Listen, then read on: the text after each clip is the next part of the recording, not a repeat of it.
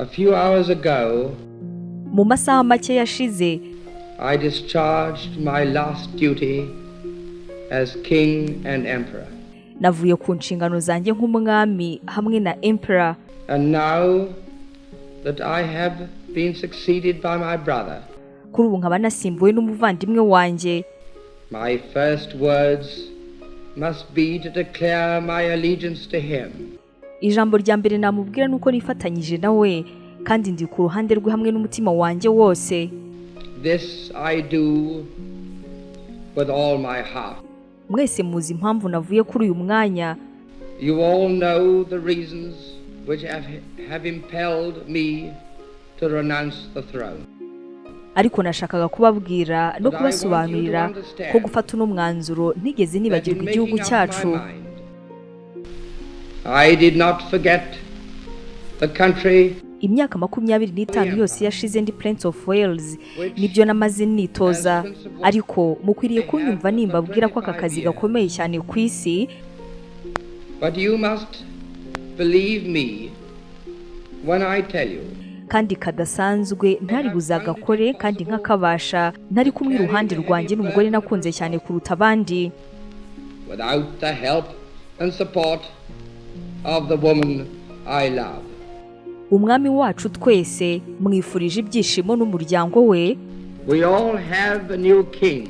I wish him and you, his people, happiness and prosperity. Imana ibaha umugisha mwese. God bless you all. Imana irengera umwami. God save the king. Uyu ni Edward wa munani nyuma y'igihe gitoya cyane avuye ku kazi kambere kubashywe gakomeye kandi kihariye mu bwami bw'Ubwongereza. Benshi mu bakunzi b'uyu muryango wa mbere ukomeye w'Ubwongereza bazi yuko hagiye abaye inkuru nyinshi cyane z'urukundo zavuzwe muri ubu bwami mu bihe bitandukanye. Gusa birashoboka yuko inkuru ya Edward wa munani ndetse na Wallis Simpson ariyo nkuru yihariye kandi yahinduye byinshi mu byakurikiye imyaka yose muri buno bwami bwubashywe kandi bukomeye cyane ku isi. Iyi ni nkuru ya Edward wa munani ndetse na Wallis Simpson itabaho uyu munsi wo twamenye nk'umwamikazi Elizabeth wa kabiri abatarabaye umwamikazi w'ubu bwami igihe byabereye, yewe nta n'uburyo ibyo ngibyo byari buzabe. Ni gute ibi byose byagenze? Ikinyamakuru cyitwa thehistorypress.co.uk, bryce.com, ikinyamakuru The Sun ndetse na documentaire kuri uyu Edward wa munani, ibyo nibyo twifashishije mu gutegura kino kiganiro. Ikaze nk'ibisanzwe ukaba ugiye kubana nanjye abayo Yvette Sandrine.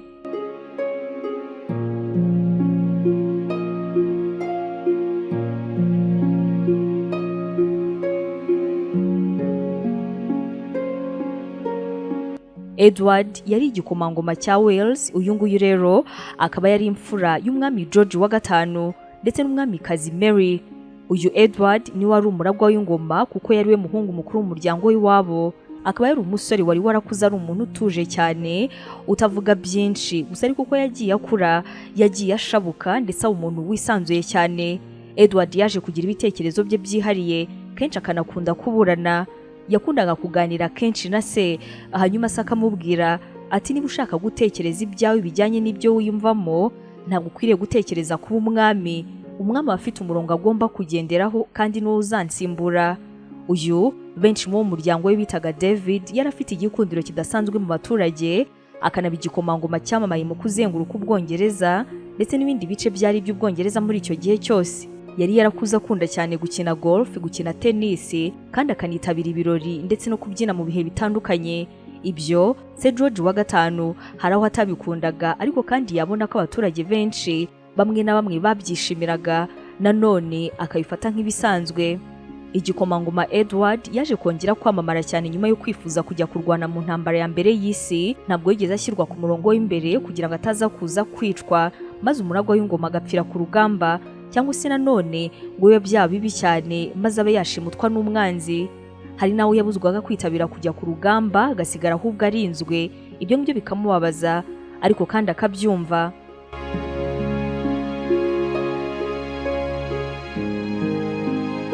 uyu uko byumvikana yuko yari buzaba umwami mwiza wari buzana akora ibintu byiza kandi rwose akazi kakagakora neza, niki cyaje kuba imbogamizi yo gukomeza imirimo yagombaga gukora.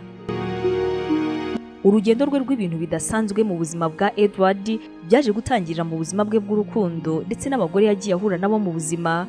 Nkuko twabikubwiye gato ko igikomangoma Edward yari umuntu mbere utuje, ari n'umuntu ubuzima bwe yari waratangiye abutwara gahoro cyane, nyamara ibyo byaje guhinduka ubwo bamwe mu bari bashinzwe gutinyura umuragwa w'ingoma ndetse no kumutinyura igitsina gore bamuzaniraga umugore witwaga Marguerite Albert.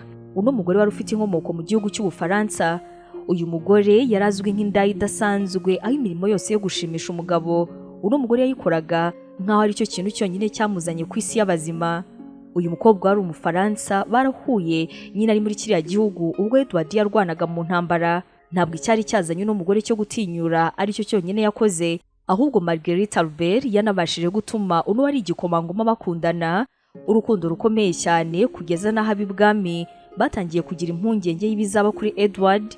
Igikomangoma cyari icyambere mu kuragwa ino ngoma. Se wa Edward George wa gatanu, nyuma yo kumva yuko umwana wari mu rukundo n'umugore nk'uyu, ibi nabyo byamuteye umujinya mwinshi. Gusa biza kugenda neza koko. Nyuma yo kumwiyama, Edward araza maze akatira uno mugore.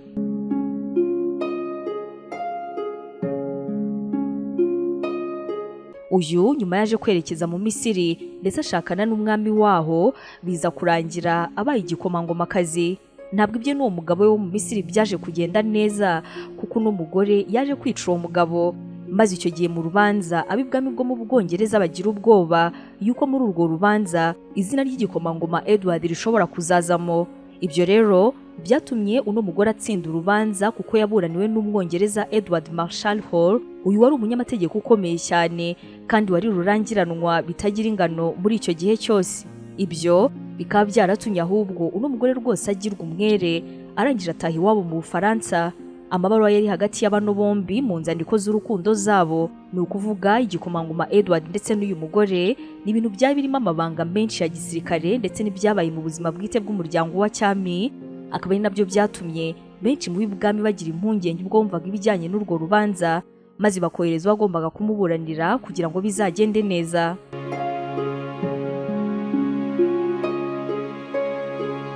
Nyuma y'uyu mugore, Edward yanavuzwe mu rukundo n'abandi benshi batandukanye.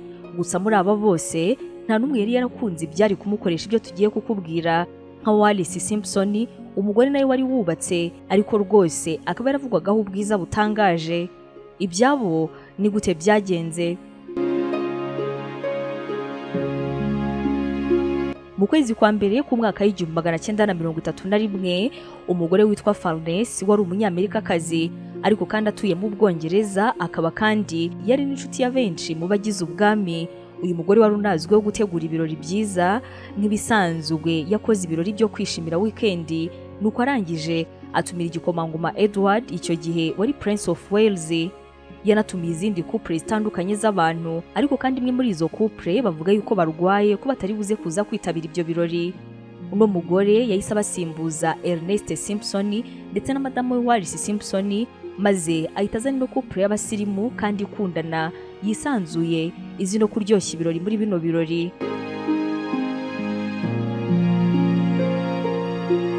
Kimwe nk'uno mugore wari wateguye kino kirori, Madame Simpson nyuma yo kugera ahangaha amaze kurya ndetse no kunywa inzoga, dore ko nyine nawe yari yaravukiye muri Amerika kandi yaranatandukanye n'uwari warabaye umugabo we wa mbere, yatangiye kuganira. Aha nibwo yahise avuga uburyo uno mugabo we muri kino kirori bamaranye imyaka 3 kandi ko rwose hagize ikintu runaka kiba cyatuma batandukana. Ibyo byari ibisanzwe ko bashobora gutandukana. Umugabo we nayo wari aho, bakomeje kugenda baganira ndetse n'umugabo akomeza kuvuga yuko ikintu cya mbere yakundiye uno mugore we ari uburyo avuga ibintu atekereza, ko nyine atari indyarya. Nubwo Madame Simpson yari amaze imyaka itari mike yaba mu Bwongereza, nyamara ngo yaragifite cyane uburyo bwo gutsimbarara cyane ku bitekerezo bye, ibyitwaga ubunyamerika cyane, kandi yarasekaga akisanzura akavuga uko abona ibintu atihishe, n'indi mico myinshi itari isanzwe mu bagore b'iki gihe, cyane cyane noneho mu Bwongereza imbere y'igikomangoma. Ubwo ubwo kino kirori cyari gikomeje Madame Simpson yarahagurutse arangije yegera uwo bari bamubwiye yuko ari igikomangoma ari we nyine Prince Edward. Akimara kumwegera ngo Wallis yaraje amubaza mu buryo bwo guseka ati harya nibagiwe kunama. Yarasetse, Edward nawe araseka, hanyuma aramwegera aramubaza ati si utekereje ko uzaba umwami wumva bitakubangamiye? Yamubajije niba kwitegura ku mwami bitaramusabaga kwigengesera birengeje urugero n'ibindi byinshi bitandukanye, kandi Edward ibyo bibazo byose Simpson yamubajije nawe yarabisubije. Abari aho bose basekejwe cyane n'uburyo no mugore yari kubaza kino gikomangoma nk'umuntu usanzwe, kandi nubwo benshi bumvaga ko Edward byamubangamiye, nyamara ahubwo ibingibi yarabikunze cyane, ntabwo yaramenyereye umuntu umufata nk'aho ari umuntu usanzwe. Ernest wari umugabo wa Simpson nawe yarabizi yuko umugore ari gutya ateye ntacyo byari bimutwaye, ndetse ikindi bano bombi bari banishimye, bariye banyweye inzoga rwose ubuzima nta kibazo. Wallis Simpson mu buzima bwe ni umugore wagaragazaga ubuto cyane, akaba yarahoraga yishimye, mu maso hakeye, yambaye neza cyane, ndetse nanone nubwo yari umugore ufite uburyo yizera ibintu bye akanatsimbarara cyane ku myizerere ye, ariko kandi ku rundi ruhande abanyamateka banavuga yuko yagiraga impuhwe. Nyuma yo kunogura kwabo kwa mbere, Wallis n'umugabo we Ernest nabo bakunze cyane igikomangoma Edward nawe arabakunda, maze ubucuti bwabo butangira ubwo. Nyuma y'igihe gitoya Edward yaje gutumirwa n'aba Simpson kugira ngo azajye kubasura n'ubundi basangire baganire. Ukugura kwabo kwa kabiri nyamara ntabwo kwari ugusanzwe, kuko byabaye umuryango udasanzwe ku byakurikiye, dore ko aribwo Wallis ndetse n'igikomangoma Edward batangiye umubano icyo gihe wari ibanga rikomeye cyane cyane ibwami ndetse no kuri uno mugore.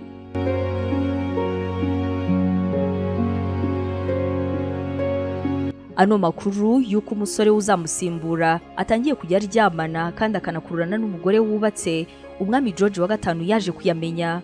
Nyuma y'ibirori byo kwishimira imyaka 25, umwami George se wa Edward yaramaze ku ngoma, yahamagaye umuhungu warangije amujyana mu cyumba, aramutuka amubwira cyane ko atari ikintu kizima na busa gufata ubuzima bwe bwose yarangiza akabushyira ku mugore, noneho umugore w'abandi wubatse. Uno mwami yaranamusabye aturabura iki ngo ushaka umugore. Prince Edward yabwiye se yuko rwose impamvu atarashaka ari uko bitari byamuzamo, abasaba nanone igihe. Ahangaha yanahise abwira se ko ibintu bijyanye n'urukundo rwe na Simpson atari ukuri, ko ibyo ngibyo ari ibinyoma ndetse n'amagambo y'abantu b'ibwami. Edward ahubwo aha yahise anabwira se ati buriya Wallis Simpson ni inshuti yanjye, nta kintu na kimwe kidasanzwe kigeze kiba hagati yacu, ahubwo nagira ngo umutumire azaze mu bindi birori byari hafi kuba ibwami, maze uzamurebe urebe ko rwose hari ikintu kidasanzwe hagati yanjye nawe. Ibu umwami yarabyemeye, nuko batumira Wallis Simpson muri bino birori, nawe araza yitabira ibirori Edward yari yamusabiye kuzamo. Mu kubona no mugore ibwami mu birori, Duke wa York uyu nguyu akana base wa Elizabeth ari ku cyo gihe wari ukiri umusore, yaratunguwe cyane kuko yari yarumvise amakuru ko mukuru we asanzwe n'ubundi aho no mugore impano nyinshi ndetse n'amafaranga menshi cyane. Hari hanamaze iminsi havugwa yuko umuringa iki gikomangoma Edward cyavugaga yuko kizaho umugore wacyo nyuma yo kuba umwami, nawo yari yarawuhaye Madame Simpson.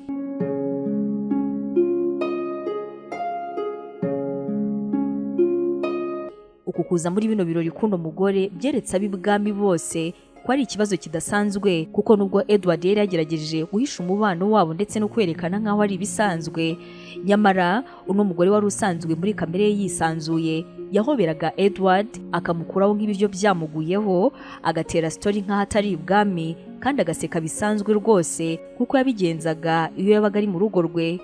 Ibi byose nubwo benshi byabarakaje, nyamara abandi mu bagize umuryango w'ibwami bayibonye ku nshuro ya mbere, banakunda rwose Madame Simpson, banamufata nk'umugore w'igikundiro, banabona hakiri kare cyane yuko ari we kibazo gikomeye cy'ubwami mu gihe Edward azaba abaye umwami. Bivugwa yuko nyuma yuko Madame Wallis Simpson avuye ibwami, umwami George wa gatanu yiboneye iby'umusore we ndetse na Wallis Simpson barimo, maze arangije ajyana umuhungu we mu cyumba, aramubwira ati amezi 12 yonyine niyo nguhaye, ukimara kuba umwami nyuma y'urupfu rwanjye, wowe ubwawe uzisenyera ubwami bwawe. Abanyamateka kandi bavuga yuko George wa gatanu yavugaga kenshi akanifuza yuko se wa Elizabeth wa kabiri umuhungu we wa kabiri yazaba ari umwami, ariko kandi akabura uko byazagenda kugira ngo ibyo ngibyo bizakunde bibe. Ubuzima bwakomeje kugenda butyo, ariko kandi bwami baza rwose kubasha kumara igihe kinini iyo nkuru ya Wallis Simpson ndetse n'igikomangoma Edward itarabasha kujya hanze mu baturage. Byari ibintu babitse igihe kinini, ariko kandi nanone ntabwo ryari gukomeza kubibanga ubuziraherezo. Ariko igicamunsi cyo ku itariki 13 z'ukwezi kwa mbere mu mwaka w'1936 ubwo yarimo yitoza kurasa muri park ya Windsor, igikomangoma cya Wales ari we nyine Edward yahawe ibaruwa yari yanditswe na nyina umwamikazi Mary amubwira yuko sarembye cyane ko rirasabwa kumugeraho cyane i Sandringham, aho se nyine icyo gihe yararwariye. Icyo gihe nyina akaba yaramubwiye kubikora mu buryo bworoshye adateje igikuba. Bukeye bwaho nibwo Edward yerekeje muri ako gace se yararwariyemo agiye mu ndege ye bwite. Nyuma y'uwo munsi yaterefonnye Madame Simpson amubwira yuko umwami ari mu minsi ye ya nyuma, ko atari burenze iminsi 2 cyangwa se iminsi 3 ataratanga. Benshi icyo gihe batunguwe no kubona uwa mbere yabwiye no makuru ibyerekanaga yuko rwose buno bwami bwari bugiye kujya mu byago nyuma y'itanga ry'umwami George wa gatanu. Ku itariki 20 z'ukwezi kwa mbere uwo mwaka, nyuma gato ya saa 6, umwami yakiriye abajyanama y'ubwite ku nshuro ya nyuma, ndetse kino gihe nta byinshi bavuganye, ahubwo aba bamuhaye umwanya we ndetse n'umuryango we. Hanyuma yegamye mu ntebe yambaye ikanzu ye yambaraga, afite intege nkeya cyane mu buryo bugaragara, umwami George wa gatanu aratanga. Umwamikazi Mary wari umugore, iki gihe igikorwa cya mbere yakoze ni ugusoma ikiganza cy'umuhungu we mukuru Edward, aho kino gihe yahise afata izina ry'umwami Edward wa munani. Iki gihe yahise aba umwami mushya w'Abongereza.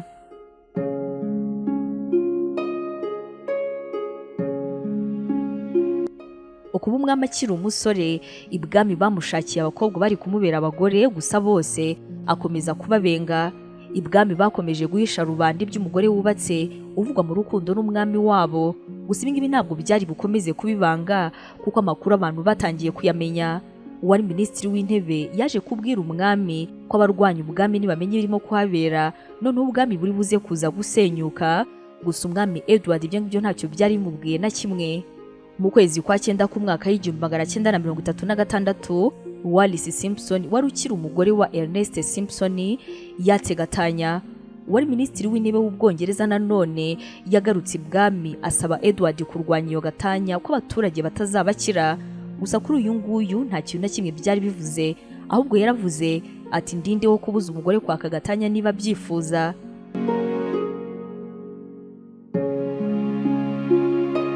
Stanley Baldwin, uyu nyine wari minisitiri w'intebe, abonye umwami atarimo aramwumva, yahise ajya kwa Duke wa York, uyu nguyu nyine wari murumuna w'umwami, amusaba rwose kujya kureba mukuru we akamubuza ibijyanye n'urukundo rwe ndetse n'uwo mugore wari umaze gutandukana n'umugabo.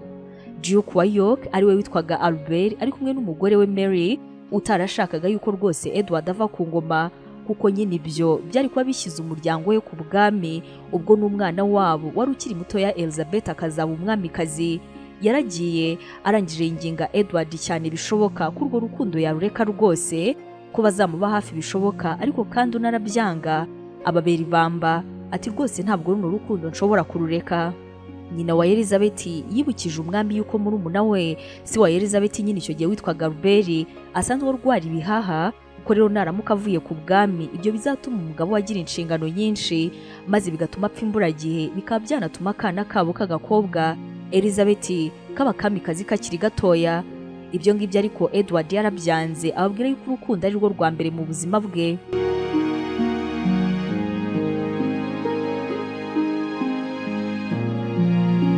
Abaturage mu Bwongereza ino nkuru baje kuyimenya, maze ibintu biracika mu gihugu. Abaturage bacikamo ibice, bamwe bati toka satani nta mwami washakanye n'umugore utari isugi, umugore washatse akanatandukana n'abagabo babiri, umugore noneho w'umunyamerikakazi, ibyo ntaho byabaye. Ikindi gice cy'abaturage baravugaga bati dukeneye umwami utita ku bintu bibi, dukeneye umwami rwose ugira urukundo rutagira formule, umwami wacu Edward wa munani niwe dukeneye. aba baturage bari ku ruhande rwa Edward bati uriya niwe mwami dukeneye ugira amarangamutima utari robo, uriya niwe dukeneye kuko agira umutima. Ibyo byateje impagarara ndetse bimera nk'icyo wakwita amashyaka, ku buryo hanabaye ibyo kumera nk'imyigaragambyo. Edward noneho nyuma yo kubona yuko hari abantu bamushyigikiye, ibi ngibi nibyo byihutishije gahunda ze zose, atangaza ku mugaragaro yuko akundana na Simpson kandi ko rwose bitegura kubana. Yahise asabwa n'abagize inteko gusezera ku bwami cyangwa se akareka uno mugore, kandi nanone ibyo ngibyo akabikora ku mugaragaro. Edward wa munani yahise yegura ku itariki 10 Ukuboza mu mwaka w'1936 atangiza ino message ari nayo twahereyeho muri kino kiganiro cyacu. Ariko mukwiriye kunyumva nimba abwira ko aka kazi gakomeye cyane ku isi. But you must believe me when I tell you. Kandi kadasanzwe ntari buzagakore kandi nkakabasha ntari kumwe iruhande rwanjye n'umugore nakunze cyane kuruta abandi. Without the help and support of the woman I love.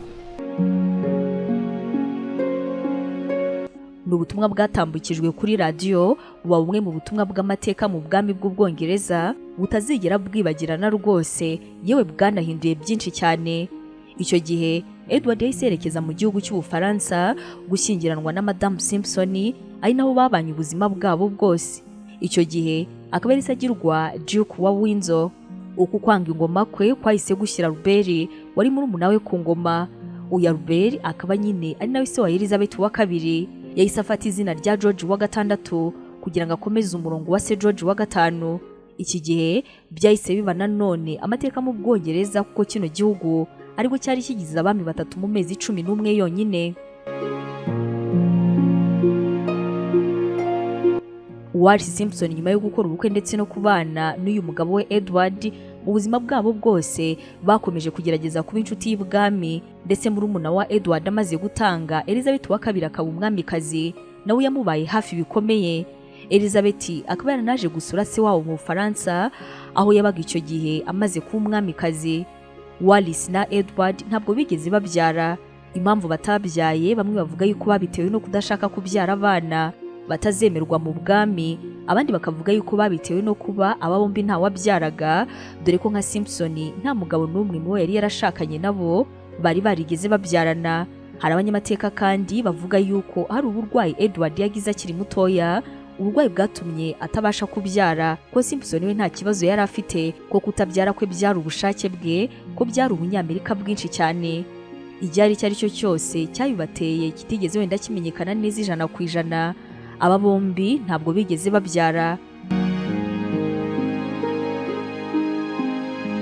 Edward wa munani yaje kwitaba Imana mu mwaka w'1972 ku itariki 28 z'ukwezi kwa gatanu, nk'uko yari yarabisabye ndetse yaranabyemerewe n'umwamikazi Elizabeth wa kabiri. Yakoreye imihango yo gushyingurwa nk'iyukomoka ibwami ndetse anashyingurwa mu irimbi ry'ibwami ryitwa Frogmore, ahanashyinguwe abandi bami b'ubu bwami. Wallis Simpson nawe yaje gupfa nyuma y'igihe mu mwaka w'1986 ku itariki 24 z'ukwezi kwa kane, ndetse nawe nk'uko umugabo we yari yarabyifuje yaje gushyingurwa imbere ye mu irimbi n'ubundi risanzwe rishyinguyemo abami n'abamikazi mu Bwongereza. Ngayo amateka y'urukundo rwateye twese kumenya Elizabeth wa kabiri nk'umwamikazi, kuko iyo bigenda uko byari byarateguwe, maze Edward agashakana n'undi mugore bakabyara, abo bana babo aribo bari kuzaba abami cyangwa se abamikazi b'ubu bwami. Ibyo bikaba byari bivuze yuko tutari kuzamenya Elizabeth wa kabiri. Wakoze cyane gufatira umwanya wose warangiza ukabana natwe nk'ibisanzwe. Turashyari kumwe no mu bindi biganiro bigaruka ku mateka adasanzwe yabayeho hirya no hino ku isi. Ukaba wari kumwe nanjye Abayo Yvette Sandrine.